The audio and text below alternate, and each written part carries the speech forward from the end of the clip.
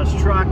However, today we're going to be continuing that segment and hopefully finishing the passenger side wheel bearing, ball joints, all that jazz. I'm kind of excited and a little bit nervous. I know that I've already worked on it on the, on the driver's side, but things can happen that you just don't see coming. I was gonna do the whole tie rod setup, inner, outer, all that stuff, sleeves, but I think for now I'm not gonna do that, and I'll explain it a little bit here. I actually took the boot off, and the boots were the worst part, but I took the boot off the driver's side. I took the boot off of the tie rod end, and I was grabbing a hold of the tie rod end and trying to wobble it around, and it's still got a ton of resistance to it. It's not like, flopping around and all loose. It still has a lot of resistance to it. And so what I think I'm gonna do is actually just grease that up and put a new boot over the top of the tie rod end.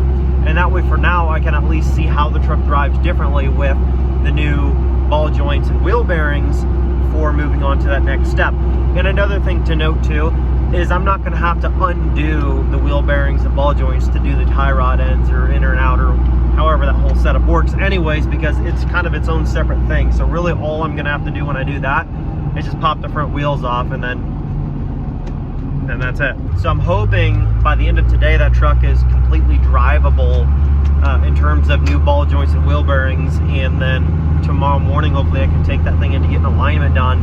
Now when I take it to get an alignment done, they might say, oh, you need a new tie rod and inner and outer, and they might say I need all that anyway, but maybe they won't. I don't know.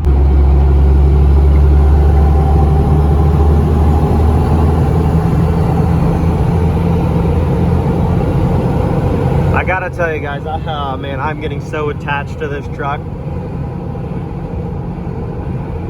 Oh, I love it. What is happening, people? So we got the rest of our parts to finish the front end rebuild that we're going to be doing on this truck. When I say front end rebuild, just to be clear, I'm talking about ball joints and wheel bearings. If there's other components to a front end rebuild, then I guess just disregard those, but we're doing ball joints and wheel bearings on the passenger side today. I did actually get some more parts cleaner. So I actually got some new tie rod boots for this, and I'm putting some grease down in here. But the tie rod end itself still has quite a bit of resistance. Like, it's not like floppy and loose. It's actually still pretty solid. I mean, if you really yank on it, you can move it around, but you can do that with the new ball joints as well. I also did just grease up those ball joints a little bit more. So you're just gonna slide this down on here. I took the old one off, obviously. And then just kind of push and twist a little bit, and it kind of seats itself down on there. And then that's all there is to it. And then once we fasten this back up to where it's supposed to be, that'll help keep dust and dirt and stuff out of there. And looks a lot better as well. Leave that radio playing, same old country station where you left it. Yeah, man, I crank it up, and you'd probably punch my arm right now if you saw this tear rolling down on my face. Hey man, I'm trying to be tough, and Mama asked me this morning if I'd been by your grave, but that flag and stone ain't where I feel you anyway. I drive your truck, I roll every window down, and I burn up every back road in this town. I find the field, I tear it up till all the pains. So far so good. Now that I've done it one time on the other side, it's been so much easier. So I'm going to show you how this ball joint press kit works to get them out. This is a lower ball joint. So you've got this rod that comes down through. It's pressing on the center of the old ball joint, and the ball joint's got to shoot out. So you've got this cup that goes around the ball joint but does not allow any resistance. And then there's a hole through the bottom for the stud coming out of the ball joint to just freely move down as I thread this down through, and I'll actually pop it out. So let me show you how I do it here. It's very simple.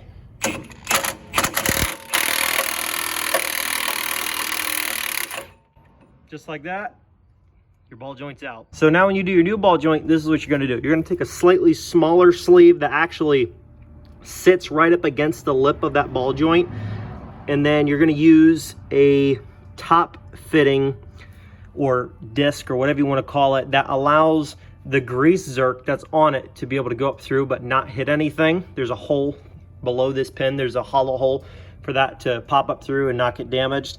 And then all you're gonna do, again, impact or whatever you've got to use, slowly start to apply speed, make sure it's going up nice and even, and then it'll just slowly pop, pop, pop, and just lock itself right into position, and then you're good to go once it's bottomed out. I've said goodbye, shook my fist, and asked God why. These days when I'm missing you this much, I drive your truck. Okay, now before I put the rotor and brakes, caliper and all that back on, I didn't put the nut on yet, but there's the new hub, wheel bearing set up, new ball joint, upper, new ball joint, lower. You can see that. Let me pull this out of the way. Right there. And I did make sure the grease zerks were greased, just to make sure if there's any excess room in there that it's taken up with grease. I'm gonna get to putting the rotor and brakes back on, putting the tie rod end back in, buttoning it up and getting this thing backed out and taking it for a test drive. I drive your truck. I hope you don't mind. I hope you don't mind. I drive your truck. Get it pulled out, should be all good.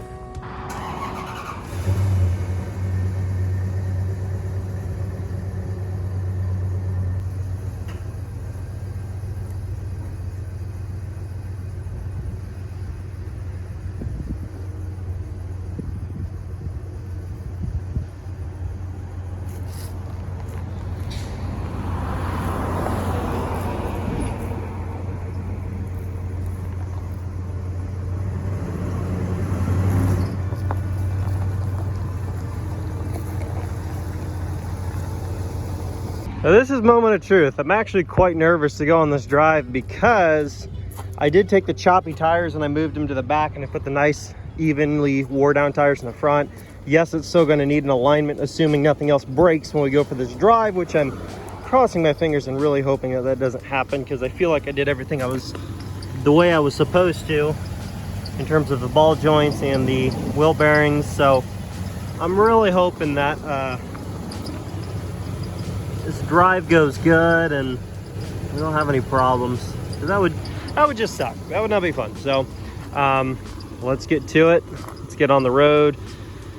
Hopefully everything goes smooth in terms of this ride quality. Now I know the back end's probably going to shake a little bit now because look how horribly wore down these rear tires are. I mean, they are so lopsided, but I just wanted to see if swapping these to the front and doing the ball joints and wheel bearings makes this front end ride better.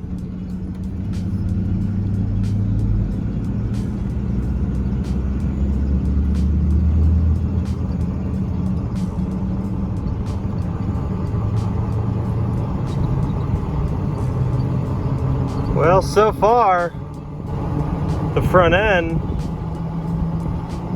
feels super good.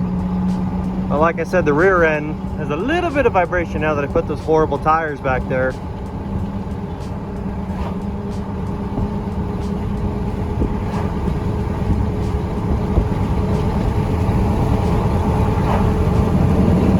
But look at this wheel, no hands. Straight. I cannot hardly believe that. That's so crazy.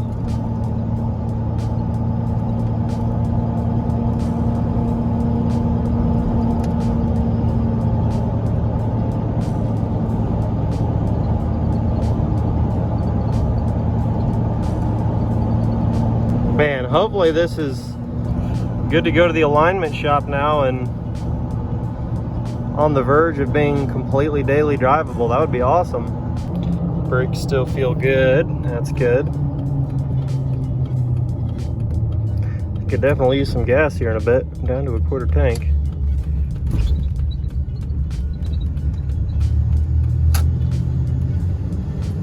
Acceleration, no hands.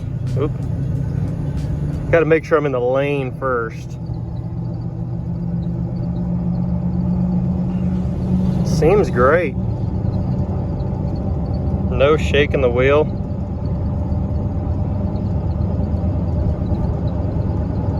I mean, you guys remember how this wheel was? I mean, this wheel was like,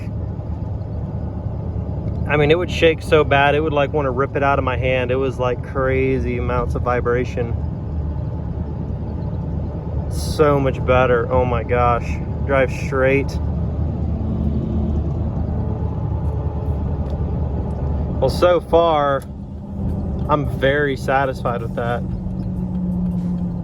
Very satisfied with that. That feels so much better.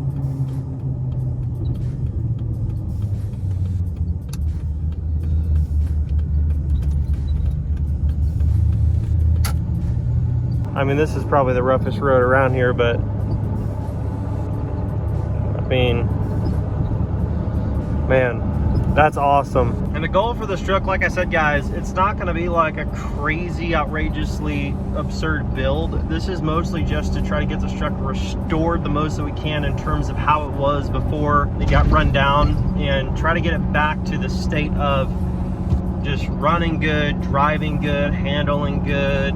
And, you know, cosmetically it's going to get some improvements as well, but mechanically I thought would be the top priority that way in the meantime, before we can do paint and body work and stuff like that, and wheels and tires. At least we can still drive the truck and it doesn't have a bunch of shakes and vibrations, and, you know, you can't hardly drive it down the road without the fears of, you know, you're going to get death wobble and not be able to stop. So much happier already with this thing. I mean, when you would come to a stop before, this thing would shake so hard when you were coming to slow down.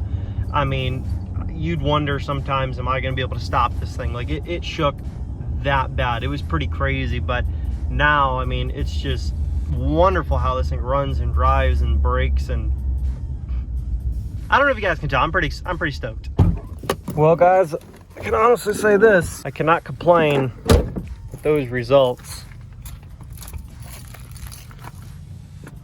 Ball joint still looks good up top. Still looks good down low. That new tie rod end boot looks good. Couldn't be happier. Honestly, wasn't sure how it was going to turn out. I've never done that before, so, you know, when you do anything for the first time, you always have second thoughts about, is this going to fall apart when I go down the road? You know what I'm saying? But luckily in my case, that did not happen, and everything is okay. And I know I've mentioned this every video, but if you have not done so yet, get entered to win this beautiful 2003 5.9 Cummins plus $5,000 cash. Truck's only got 84,000 miles on it. It's a beaut. It's a little dirty right now, but it's just hard to keep it clean, you know. Black truck. If you want to get entered, today's your last day, your last chance for 15x entries before it goes down to 1x entry.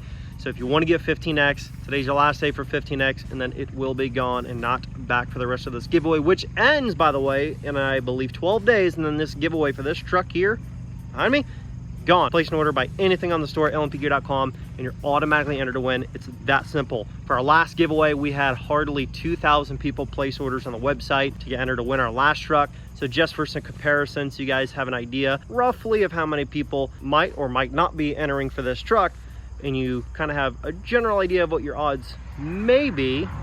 No guarantees. That's what it was for the previous giveaway. I can't give you numbers for the current giveaway, but for the last one, just around 2,000 people placed orders to enter on the website. So take that into consideration when you're deciding whether or not to enter. It's not 1 in a million odds. It's way greater than that. Somebody's got to take this truck home. Might as well be you. Thanks so much, guys. I'll catch you in the next video. Peace.